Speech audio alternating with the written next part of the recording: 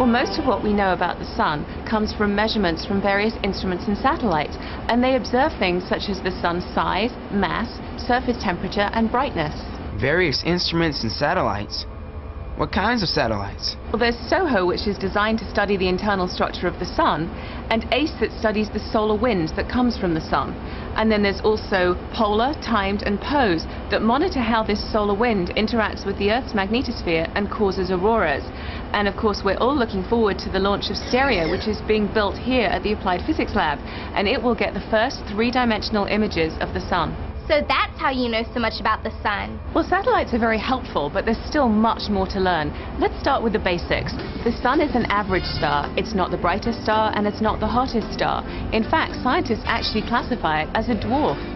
A dwarf?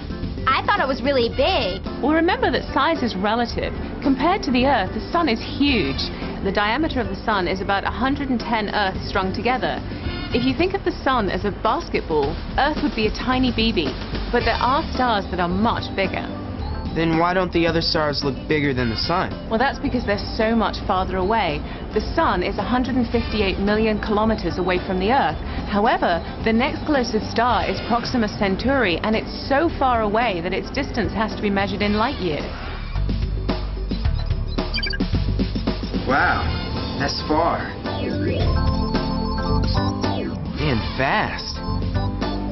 What is the sun made of? It's mostly made from hydrogen, with some helium and a few other elements. It also has 6 layers. The Earth has layers. Are the sun's layers like the Earth's? No, because the sun is not solid like our Earth, they're quite different. The sun's layers consist of a core, a radiative zone, a convective zone, and then there's the visible surface known as the photosphere, the chromosphere, and finally the outermost layer, the corona. So if the sun is not a solid, then is it gaseous? No, it's neither. It's actually a plasma. Of course.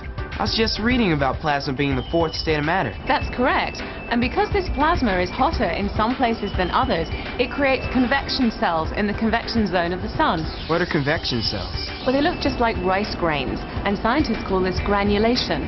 The bright center of each cell is hot rising material, and the darker edges are cooler gas falling to be reheated, just like water boiling.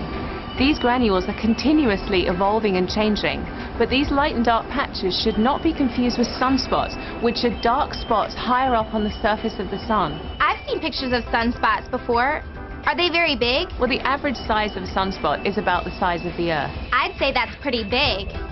What causes sunspots? Well, just like the Earth, the sun has poles and a magnetic field, and sunspots are created when this magnetic field interacts with hot plasma at the sun's surface.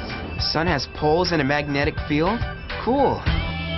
Well, not really cool. Well, sometimes this magnetic field causes the plasma in a sunspot to burst from the surface of the sun in what's known as a solar flare. Do solar flares affect the Earth? Or satellites? Well, solar flares do release a tremendous amount of energy, and that can affect the Earth and our satellites in lots of different ways. It sounds like we need to learn more about solar flares. Thanks, Dr. Fox. So what's up? Could solar flares be responsible for the problem with the GPS? Will the Treehouse detectives figure out what happened to their GPS devices? Find out in the conclusion of The Case of the Technical Knockout.